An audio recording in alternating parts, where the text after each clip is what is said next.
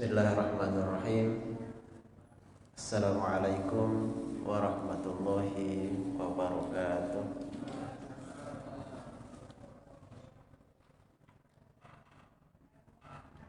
Alhamdulillahil qail innallaha la yughayyiru ma biqaumin hatta yughayyiru ma bi anfusihim. Asyhadu an la ilaha illallah wahdahu la syarikalah wa asyhadu anna Muhammadan abduhu wa rasuluh. Allahumma salli wa sallim ala sayyidina Muhammadin wa ala alihi wa ashabihi ajma'in, amma ba'du. Pertama-tama mari kita mengucapkan syukur kehadirat Allah Subhanahu wa taala pada kesempatan yang berbahagia ini. Kita kembali dipertemukan oleh Allah Subhanahu wa taala dalam satu majelis yang mudah-mudahan pertemuan kita ini diberkahi oleh Allah Subhanahu wa taala. Salam dan salawat kepada junjungan kita Nabi besar Muhammad sallallahu alaihi wasallam, kepada keluarga beliau, sahabat-sahabat beliau, para tabi'in, tabi'ut tabi'in, dan kepada seluruh umat beliau. Sidang jamaah maghrib yang insyaallah dimuliakan oleh Allah Subhanahu wa taala. Kalau tidak keliru, pada pertemuan yang lalu kita sudah membahas tentang eksistensi manusia dan apa yang ada pada diri seorang makhluk yang namanya manusia. Kita sudah membahas bahwasanya kita mempunyai kebutuhan jasmani. Kemudian kita juga sudah menjelaskan bahwasanya kita mempunyai kebutuhan naluri. Kebutuhan jasmani itu bersifat pasti dan harus terpenuhi, kalau tidak akan mengantarkan kepada kematian. Berbeda dengan naluri, kalau kebutuhan naluri itu tidak tersalurkan atau kalau tidak terpenuhi, maka tidak akan menyebabkan manusia mati, hanya saja gelisah. Jadi dalam perkara naluri itu tidak ada istilah darurat.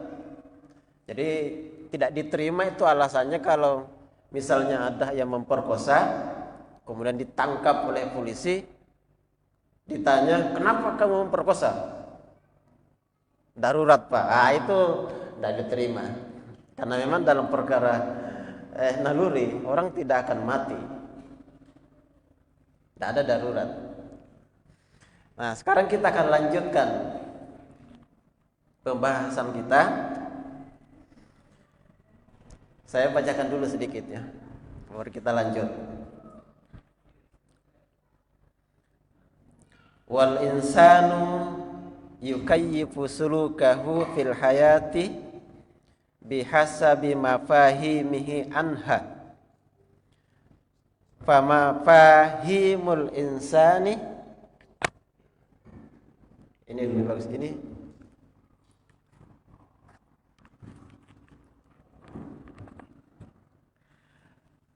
Fama fahimul insani an syahsin yuhibbuhu tukayyifu sulukahu nahwah ala naqidi min sulukihi ma'a syahsin yubghiduhu wa indahu mafahimul bughdi anhu wa ala khilafi sulukihi ma'a syahsin la ya'rifuhu wa la yujadu ladayhi ayyu mafhumin anhu.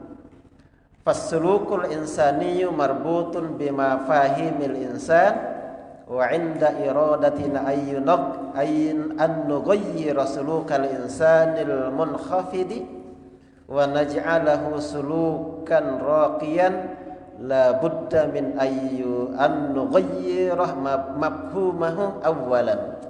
Qala ta'ala innallaha la yughayyiru ma biqaumin hatta yughayyiru ma bi anfusihim. Nah, kita terjemahkan secara sederhana ya. bahwasanya manusia itu akan membentuk tingkah lakunya dalam kehidupan. Wal insanu yukayyifu sulukahu fil hayati, manusia akan membentuk tingkah lakunya dalam kehidupan bihasabi mafahimihi anha, itu sesuai dengan pemahaman dia terhadap apa arti hidup. Itu yang akan membentuk tingkah laku. Nah, sudah kita jelaskan kemarin bahwasanya manusia itu akan bertingkah laku hanya memenuhi kebutuhan jasmani dan memenuhi kebutuhan naluri. Itu yang membuat manusia bergerak atau bertingkah laku dalam istilah kita. Dan di sini dikatakan suluk, tingkah laku manusia. Nah, tingkah laku manusia ketika memenuhi kebutuhan jasmani dan kebutuhan naluri itu akan sangat bergantung kepada pemahaman dia tentang apa yang ada di depannya. Ini di kitab ini dikasih contoh sederhana, Pak. Kalau kita bertemu dengan orang yang kita cintai, itu akan melahirkan tingkah laku terhadap orang yang kita cintai, itu akan berbeda dengan ketika kita bertemu dengan orang yang kita musuhi. Jadi respon kita terhadap orang yang kita kenal baik, mungkin teman akrabnya, mungkin teman dari SD sampai perguruan tinggi, begitu ketemu, apa yang terjadi? Biasanya apa yang kita lakukan, Pak? Kalau ketemu teman akrab seperti itu, nah, langsung jabat tangan, cipika, cipiki. Kenapa? Karena kita tahu ada memori yang tersimpan di otak kita bahwa ini adalah teman saya. Itu akan sangat berbeda kalau dalam memori otak kita juga tersimpan seseorang yang sejak SD sering kita bertarung. Pokoknya sejak SD kita musuhan. Nah, ketika kita bertemu dengan orang yang kita bermusuhan, apa yang terjadi? Baku sikat lagi atau baku ambaki lagi. Kan begitu kalau orang bermusuhan. Ya, ketika kita anak-anak, ada tetangga kampung yang kita memang bermusuhan, begitu ketemu di perbatasan, langsung baku sikat. Nah, di sini muncul respon yang berbeda karena dilatar belakangi oleh pemahaman yang berbeda. Yang satu kita paham bahwasanya adalah teman akrab saya, yang satunya lagi kita paham bahwasanya ini adalah musuh saya, melahirkan tingkah laku atau respon yang berbeda. Nah, begitu juga ya.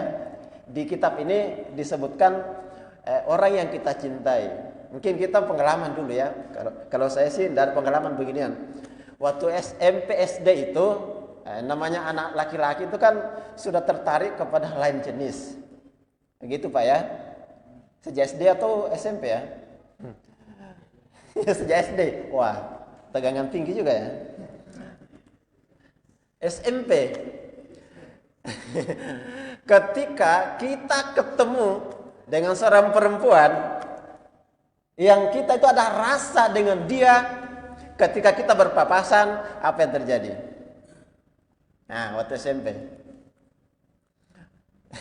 Mungkin ada menceritakan pengalaman saya itu dulu ketika mau ketemu, wah itu lidah terasa kaku, tidak bisa bicara, gemetaran dia,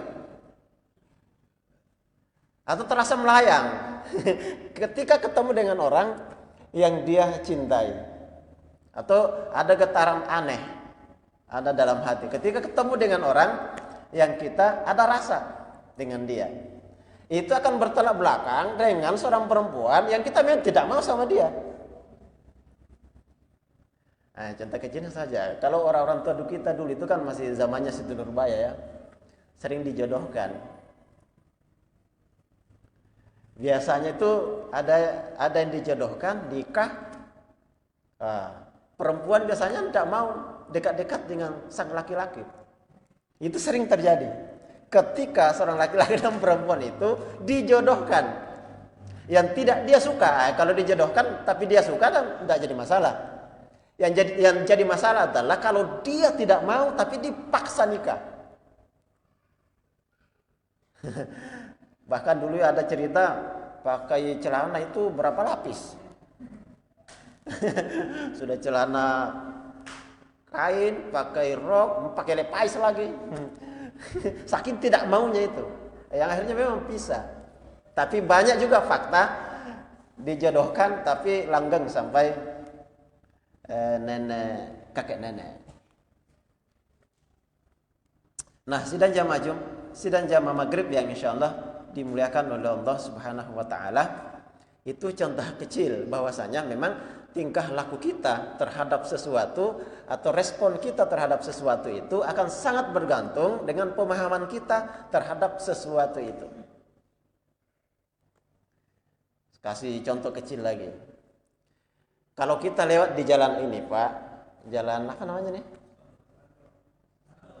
Oh, Satando.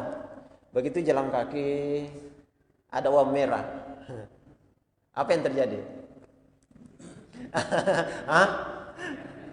Diambil, apalagi anak-anak. Pasti diambil. Tapi ketika kita jalan Satando, ada uang monopoli, gimana, Pak? Dicuek kan? Itu contoh kecil bahwasanya pemahaman kita terhadap satu fakta itu sangat menentukan sikap kita terhadap dia. Nah, sekarang kita akan kembali bagaimana sikap kita ketika kita mau memenuhi kebutuhan jasmani dan kebutuhan naluri. Ketika kita merasa lapar, maka kita itu akan terdorong untuk memenuhi rasa lapar itu. Dan apa yang kita makan akan sangat bergantung dengan pemahaman kita tentang makanan itu. Kalau kita sebagai seorang muslim, maka kita akan berbicara makanan ini halal apa haram. Makanya seorang muslim itu walaupun lapar selapar-laparnya, itu masih tetap akan memilih mana yang halal, mana yang haram. Apa yang dia pahami halal, itu yang dia makan. Apa yang dia pahami itu haram, tidak bakalan dia makan. Misalnya kita di Jalan Veterani lah, kita jalan-jalan lapar ini, ada warung. Lapar sekali ini. Pokoknya sudah tidak tertahankan ini. Ada warung di pinggir jalan tertulis coto babi. Apa yang terjadi, Pak? Singgah apa lewat terus? Lewat. Kenapa? Karena kita paham itu haram dalam pandangan agama. Jadi respon kita cuek saja, lewat. Kecuali kalau dia tidak tahu membaca. Begitu lapar langsung masuk. Enaknya coto ini. Makan dia. Sudah kenyang alhamdulillah. Pas keluar ada tukang bentor, Pak, itu apa bacanya? Pak, coto babi. Tapi kalau sudah seperti itu kan tidak sengaja. Dia tidak tahu. Karena saking laparnya, tidak buta huruf juga. Tidak tahu, kan banyak ada kasus seperti ini. Pas ditanya apa itu coto babi, baru muntah-muntah. yang awalnya enak, dikira daging sapi, ternyata B2. Muntah-muntah dia. Itu respon kita. Begitu juga ketika kita itu mau, ya kecil kan kebutuhan itu mau buang air, mau buang air besar atau buang air kecil. Itu kan nanti tergantung pemahaman kita bagaimana tata cara membuangnya. Ada orang cuek saja. Mau keluar standar motor pinggir jalan langsung sudah detik-detik ya. Kasih masih lagi. Gitu. Ada orang begitu. Tapi ada orang yang kalau mau buang air kecil, dia cari masjid. Karena pasti ada WC-nya. Kita pengalaman itu kalau naik mobil ke daerah, mau buang air kecil, pasti singgah dulu, Pak, di masjid. Kenapa? Ada WC di situ, aman buang air. Apalagi kalau buang air besar, ini lebih heboh lagi. Jangan sembarangan nanti diselokan apa buang. Nah, itu dari segi pemenuhan kebutuhan jasmani, apa yang kita makan tergantung pemahaman kita tentang apa yang akan kita makan. Kalau ada orang memahami bahwasanya B2 itu enak, memang halal menurut mereka, itu dihantam. Karena itulah yang tersimpan di memorinya, bahwasanya ini boleh menurut dia. Maka dia, wah enak sekali itu dilihat, makan. Bukan babi, anjing, apa buaya, nah, jadi korban dimakan semua, ular, kalau jengking dimakan semua. Kalau kita seorang muslim, tidak mungkin. Karena ada pemahaman. Ketika kita haus, maka kita pun akan mencari yang kita pahami itu halal. Kalau ini kan ya hantam saja ini kalau ini halal. Tapi kalau lewat di Kabupaten Jeneponto, nah, banyak itu penjual botol-botol. Hati-hati. Kita sebagai orang yang tahu bahwa itu tidak boleh, mungkin ya tidak mungkin diminum. Jadi ada orang itu kalau haus cari bir dia minum. Apalagi balut pahit. Apalagi merek minuman keras. Yang sangat keras apa itu? Hah? Es batu.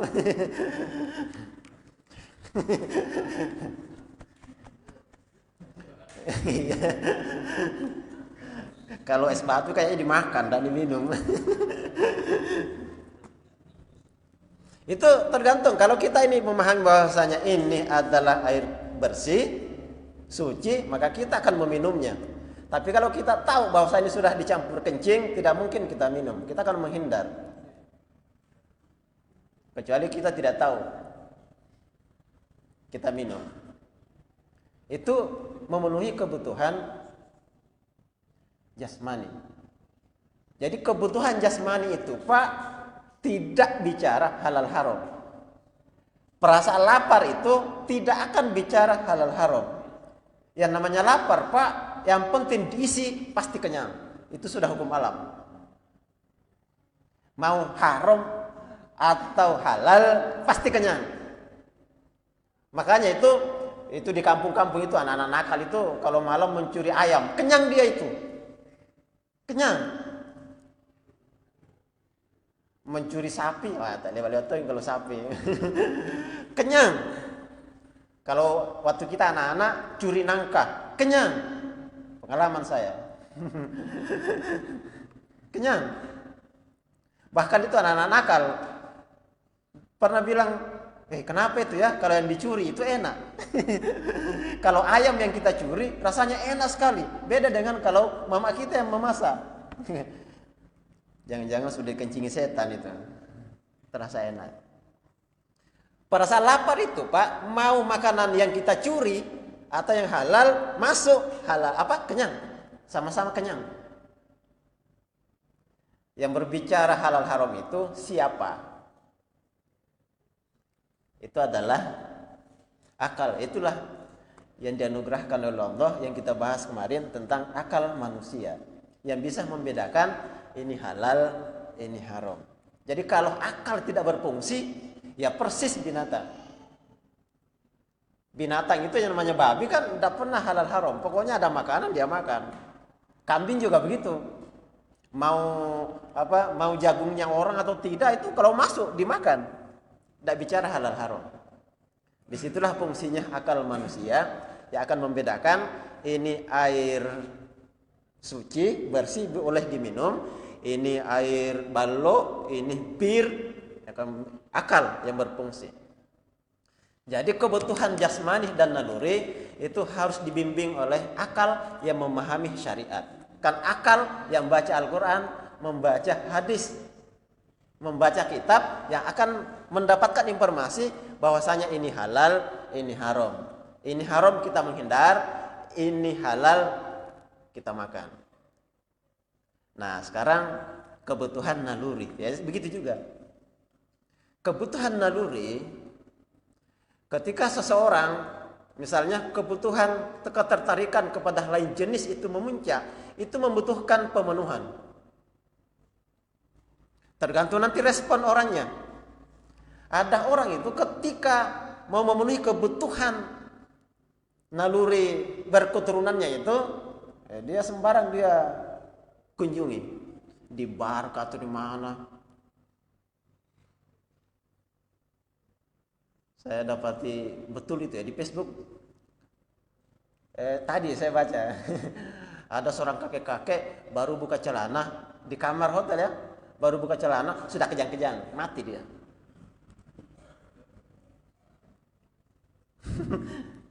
Memenuhi kebutuhan naluri berketurunan, naluri seksual.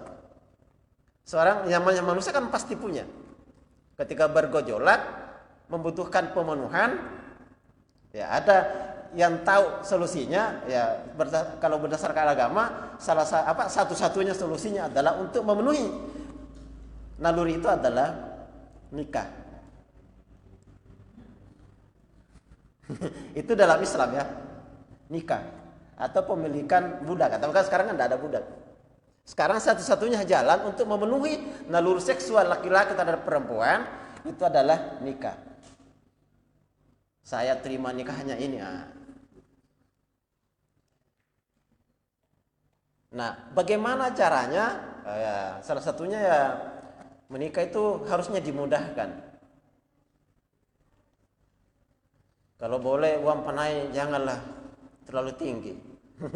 Itu akan membuat para jombloan itu gelisah siang dan malam. Karena mau menikah kasihan belum cukup. Akhirnya nanti banyak pelecehan. Kayak sekarang ini kan luar biasa. Pergaulan antara laki-laki dan perempuan ini kan sudah sangat mengerikan di negeri kita. Kita harus jujur mengakui itu. Mengerikan. Ada satu tempat bersalin di Jakarta itu ketika diperiksa oleh polisi ternyata sudah membunuh 39.000 janin di aborsi. Itu baru satu klinik. Nah ini di sisi lain kan penyakit AIDS juga menakutkan. Mungkin pernah saya sampaikan di sini, kalau di Makassar beberapa tahun lalu katanya satu hari satu orang terpapar virus HIV. Sekarang ditambah corona lagi. Ya Allah. Mungkin dia apa? Itu karena pemenuhan naluri seksual yaitu dilepas sedemikian rupa. Tanpa batasan. Bahkan ada kabar dulu itu satu keluarga tidak kenal, ini saudara, ini mama, ini bapak, itu bergaul bebas saja seperti binatang. Ini sudah rusak seperti ini. Pergaulan bebas, hidup bersama tanpa diikat oleh pernikahan. Akhirnya apa? Akhirnya harus kita akui kalau di daerah kita ini zina itu dipermudah, nikah dipersulit.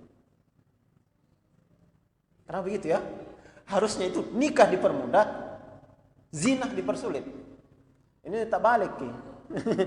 Zina dipergampang, nikah dipersulit. Ya kemarin saya ngantar seorang teman pergi melamar. Berapa naiknya? 50 juta. Ya kalau banyak uangnya tidak jadi masalah. Kalau mau zina di Makassar berapa rupiah? Hah? Woi kenapa tahu?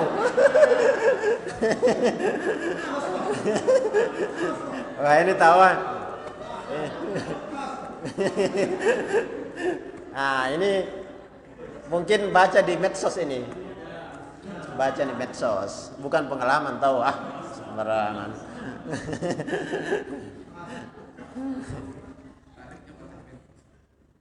Dilepas begitu dalam Islam itu tidak dilepas sedemikian rupa, tapi tidak juga dikekang sedemikian rupa, diatur secara seimbang.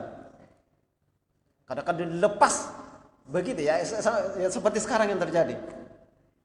Aborsi di mana-mana. Kalau dikekang, bahaya juga. Dilarang orang nikah itu bahaya juga. Akan melahirkan generasi yang gelisah semua kalau dilarang menikah. Generasi juga kan habis. Tidak ada berketurunan kalau dilarang orang menikah. Ya kita hanya bisa mengurut dadah. Yang kita khawatirkan generasi setelah kita, keturunan kita nanti seperti apa.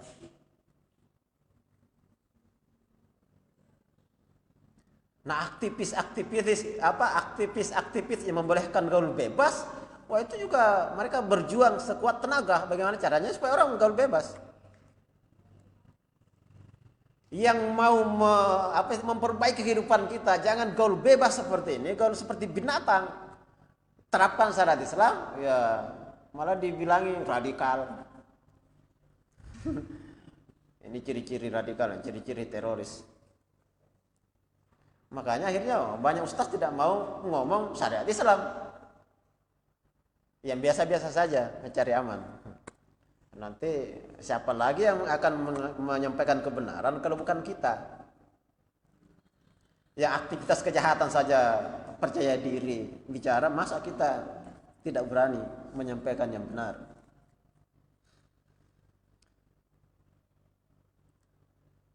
Jadi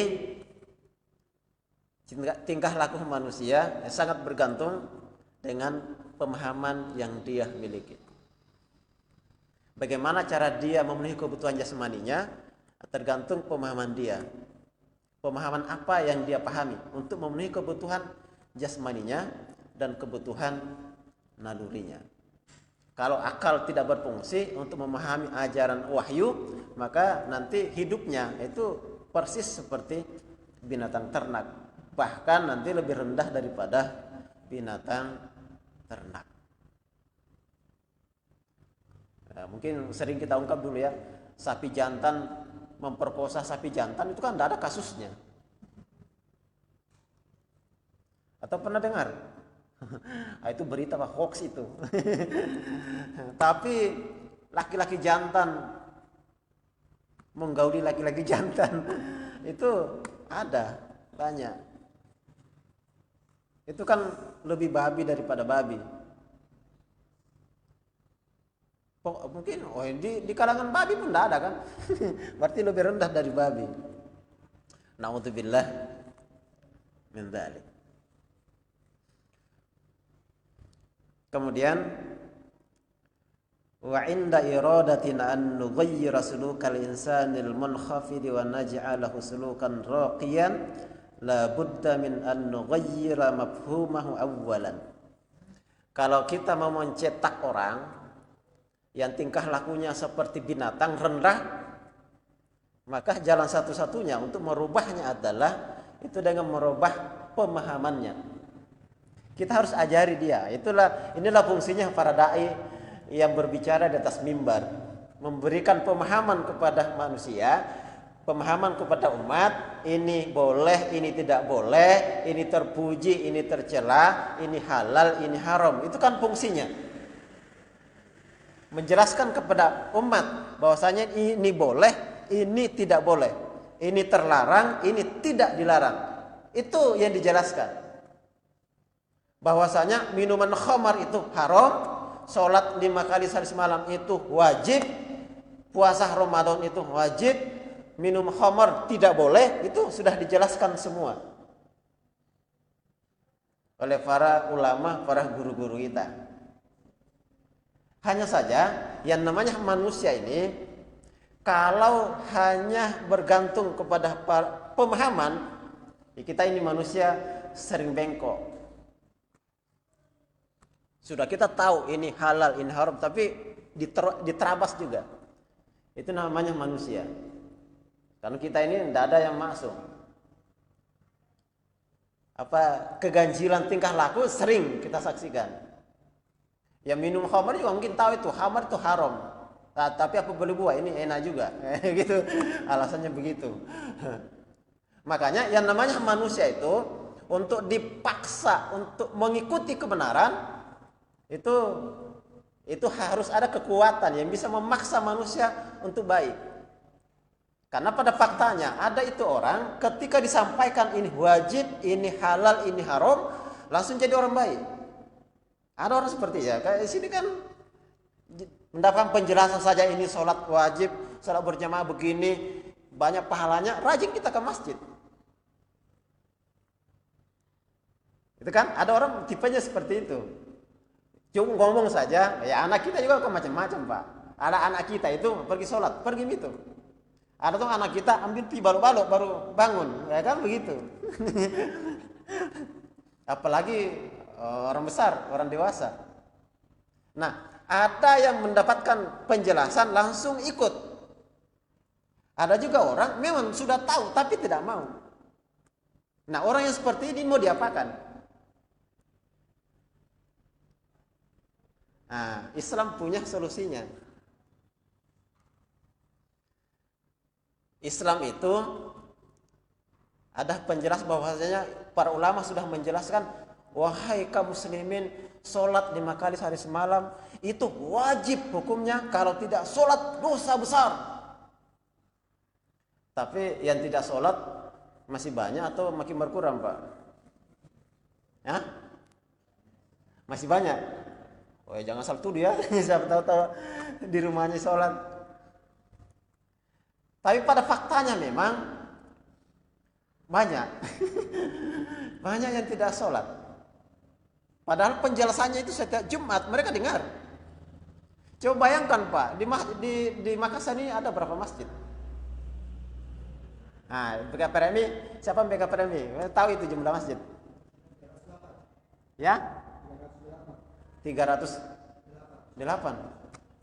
Sedikit sekali ya. Itu saya pernah dapat datanya, itu sekitaran pada waktu itu 9 ribuan, mungkin sekarang sudah puluhan ribu masjid di Makassar. Coba bayangkan Pak, tadi hari Jumat itu sholat Jumat semua orang, berarti ada 10.000 ustaz itu yang bicara, yang menjelaskan kepada umat bahwasanya ini boleh, ini tidak boleh, ini halal, ini haram, ini terpuji, ini tercela. Menutup aurat itu wajib.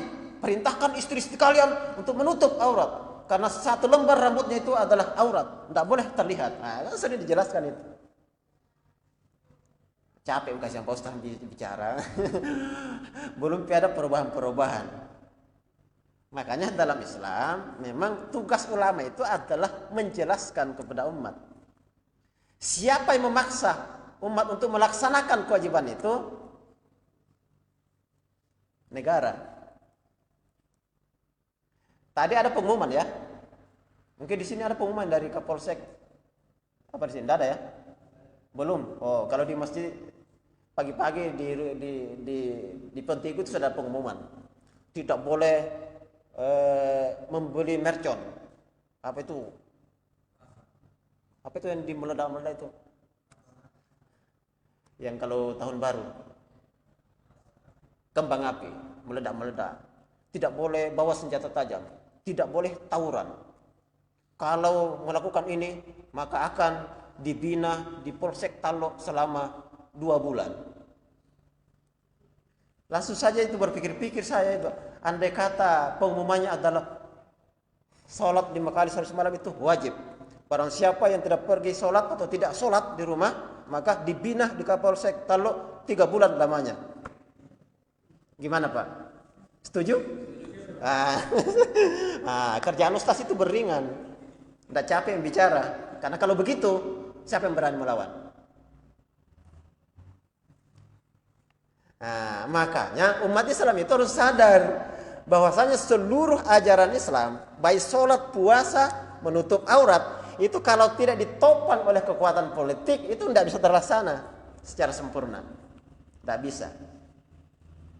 Sholat itu butuh kekuatan politik, puasa butuh kekuatan politik, menutup aurat itu butuh kekuatan politik Pak. Kalau kita ini hanya bilang wajib. Kalau negara bicara langsung, karena negara itu tidak bicara Pak, langsung dia menyuruh. Menyuruh. Coba bayangkan kalau hari Jumat itu diumumkan di masjid-masjid, barang siapa tidak menutup aurat akan dibina di Kapolsek selama 5 bulan. Alhamdulillah. Selesai masalah. Gitu Pak. Jadi jangan heran, kenapa ini makin banyak penceramah, makin brengsek ini orang. Karena ada yang kurang. Ada yang kurang Pak. Nah, negara kita itu tidak begitu. Kalau negara kita itu kayaknya dia netral ya. Mau ke surga silahkan, mau ke neraka juga silahkan. Masing-masing difasilitasi. Ada masjid, ada tempat hiburan gitu. Silahkan. Kalau Islam Pak, semua yang merusak ditutup semua. Semua yang baik-baik dibuka semua. Kalau sekarang yang baik-baik malah ditutup. Terapkan syariat Islam, potong tangan kalau mencuri, jangan. Tidak semua orang di sini Islam. Akhirnya apa? Kita tidak dihormati Pak, yang dipakai hukum Belanda. Dan mereka tidak mengatakan jangan hukum Belanda karena banyak orang Islam. Enggak. Tahu umat Islam juga mengalah terus. Oh iya tahu tadi tidak semua Muslim gitu. Akhirnya kita yang dipaksa mengikuti aturan mereka. Akhirnya apa yang terjadi hari ini? Ya begitu, tambah rusak. Jadi untuk merubah manusia, salah satu cara adalah merubah pemahaman dia. Kalau dia tidak paham bagaimana tata cara sholat, harus dirubah. Berikan pemahaman, begini tata cara sholat. Supaya dia bisa sholat. Kalau dia tidak tahu hukum khamar, dijelaskan kepada dia. Hukumnya khamar adalah haram. Kalau tidak tahu puasa, ya dikasih tahu, begini tata cara puasa. Beri pemahaman. Nah, tapi kan dalam Islam tidak cukup beri pemahaman ya, seperti tadi. Banyak orang paham tapi tidak melaksanakan. Jadi dalam Islam itu orang dipaksa masuk surga sebenarnya. Karena kalau tidak sholat Pak dihukum. Tidak puasa dihukum. Dipaksa puasa. Nah, kalau sekarang kan ya silahkan terserah. Bahkan yang memfasilitasi ke neraka itu lebih banyak kayaknya. Naudzubillah. Jadi memang kita sekarang ini zaman fitnah.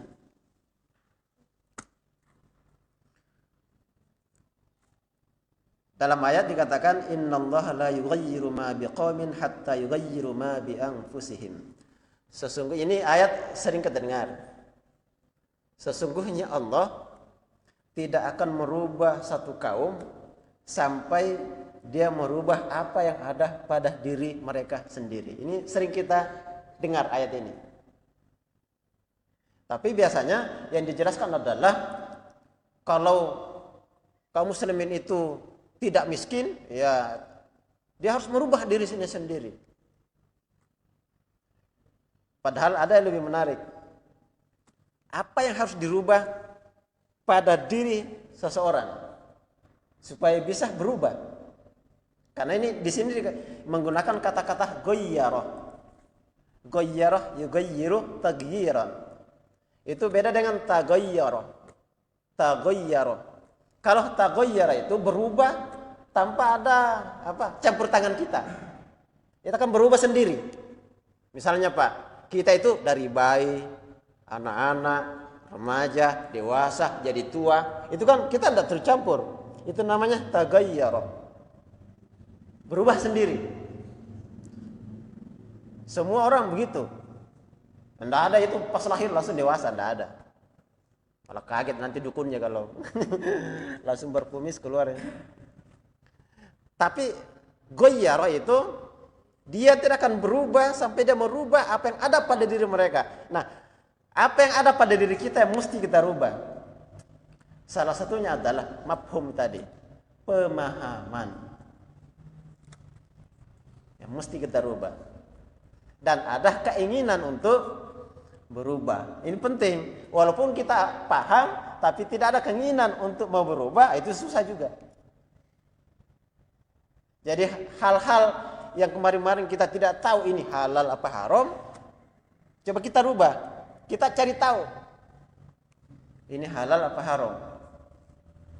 Jadi untuk merubah manusia dari berperilaku rendah, kemudian berperilaku luhur, isi mereka dengan pemahaman-pemahaman Islam. Bergaul dengan orang-orang soleh, itu bisa membantu kita untuk berubah ke jalan yang lebih lurus. Pemahaman bisa berubah. Nah, terakhir,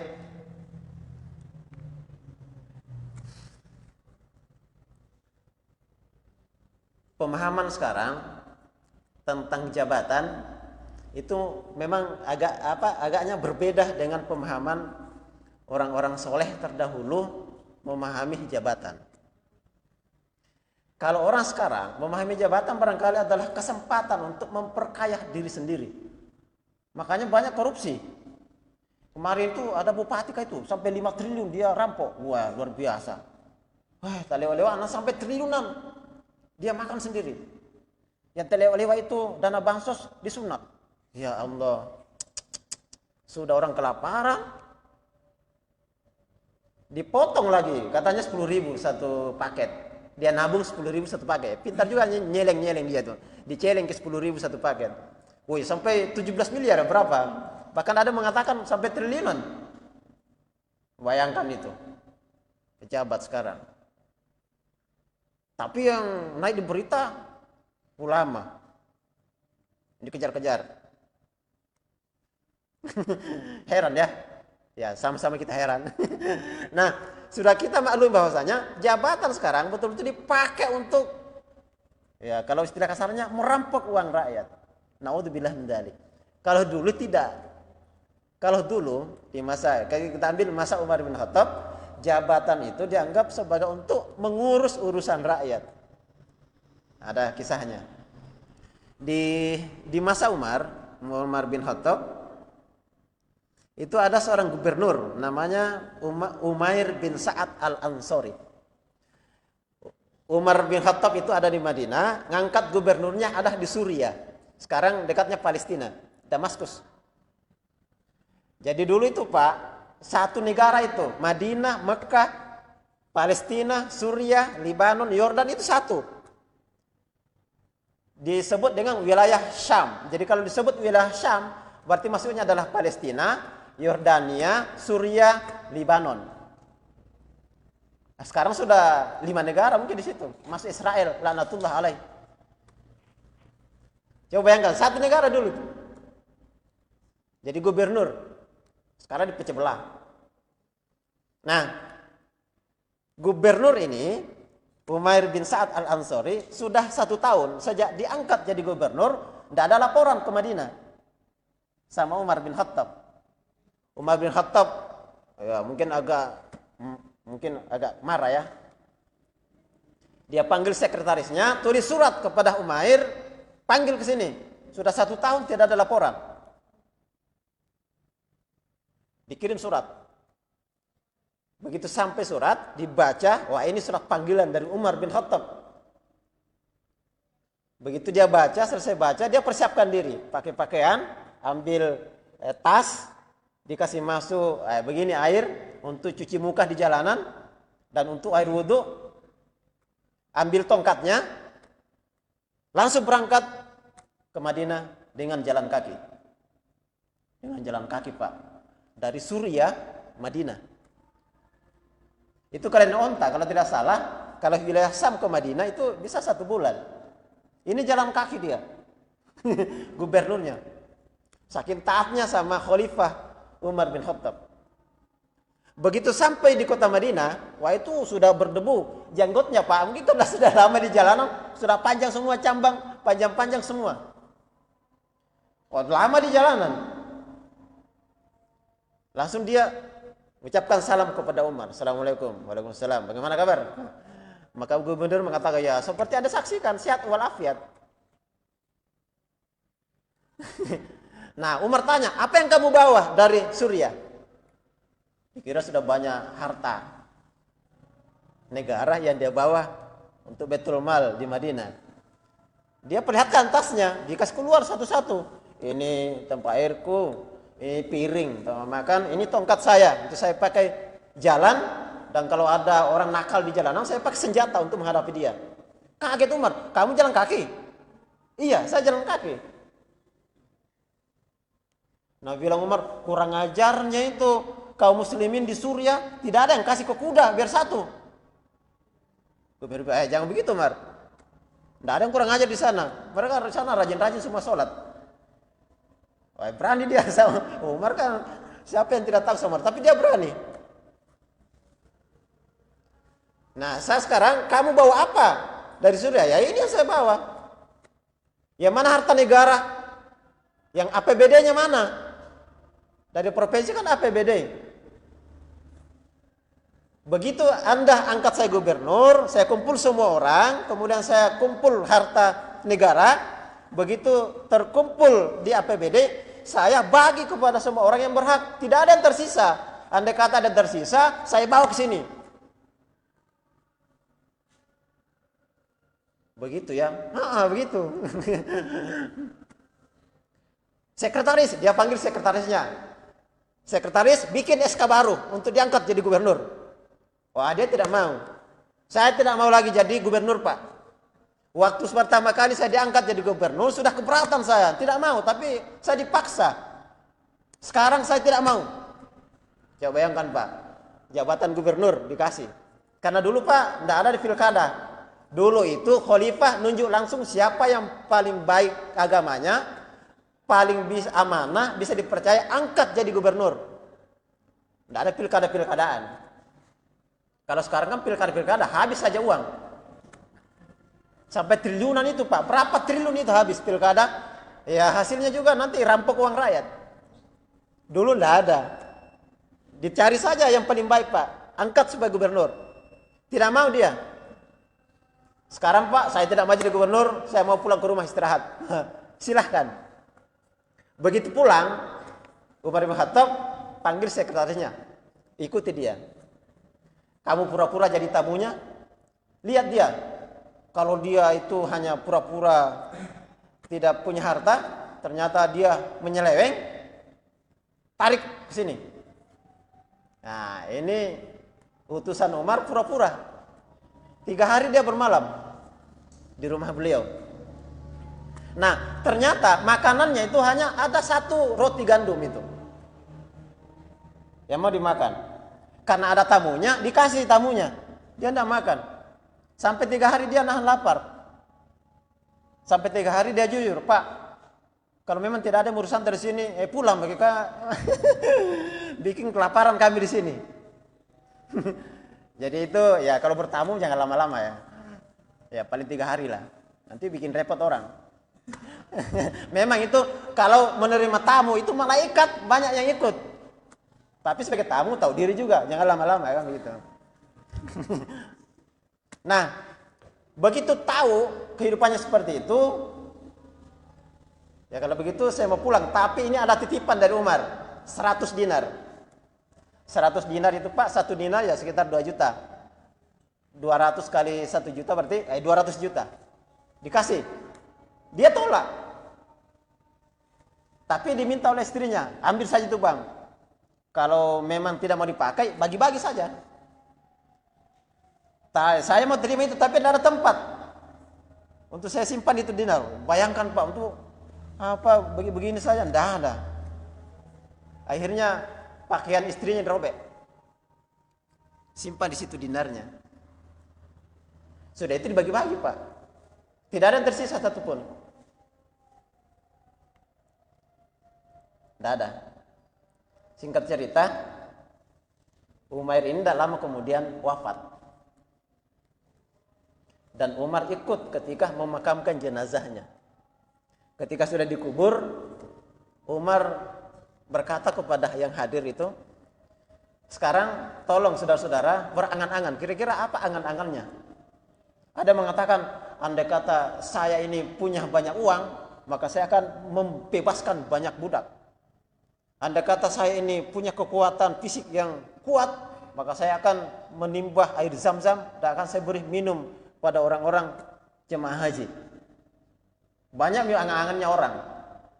Terakhir Umar mengatakan, kalau saya sih berangan-angan punya seorang teman seperti Umair bin Sa'ad al-Ansori, kemudian saya angkat jadi pejabat untuk mengurusi urusan kaum muslimin. Jadi gubernur, Pak, makannya susah. Pakaian untuk istrinya pun tidak ada. Coba bayangkan, gubernur itu. Beda kan dengan sekarang, Pak ya? Kalau jadi gubernur enak. Makanya banyak yang mau. Itu manusia ya, yang memahami jabatan sebagai kesempatan untuk memperkaya diri. Dan seorang muslim yang ketakwaannya kepada Allah bagus, memandang jabatan itu sebagai amanah untuk mengurus urusan rakyat. Karena sudah azan ya, kita tutup. Subhanakallahumma bihamdik asyhadu an la ilaha illa anta astaghfiruka wa atubu ilaik. Mohon maaf atas segala kekurangan. Billahi taufik wal hidayah. Assalamualaikum warahmatullahi wabarakatuh.